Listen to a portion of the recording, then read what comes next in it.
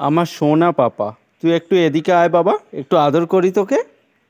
ব্যাপারটা ঠিক ভালো ঠেকছে না তো। যেচে যেচে পাপা আজকে আমাকে আদর করতে চাইছে।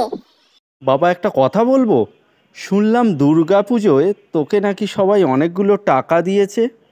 ও আচ্ছা, পথে এসো বাবা, এতক্ষণে বুঝলাম তোমার এই মতলব। আমাকে দেখাবি তুই কত টাকা পেয়েছিস?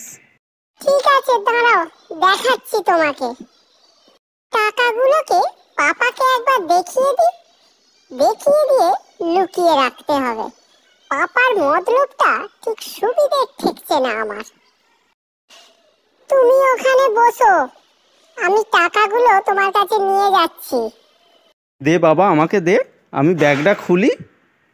পাপার তো দেখছি আর তস হইছে না টাকাগুলো দেখার জন্য। আমি খুলতে পারি ব্যাগটা, তুমি আমাকে দাও।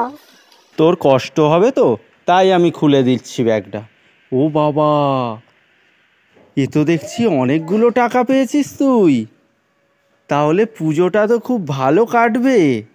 টাকাগুলো দেখা হয়ে গেছে তোমার, এবার আমাকে দাও। আমি এগুলোকে ভালো করে গুছিয়ে তুলে রাখি। আমার সোনা পাপা, বলছি এবছর পুজোর শেষে আমার হাত একদম খালি, আমাকে কিছু দিবি? মা, আমি আসছি, দাঁড়াও। মা আমাকে ডাকছে।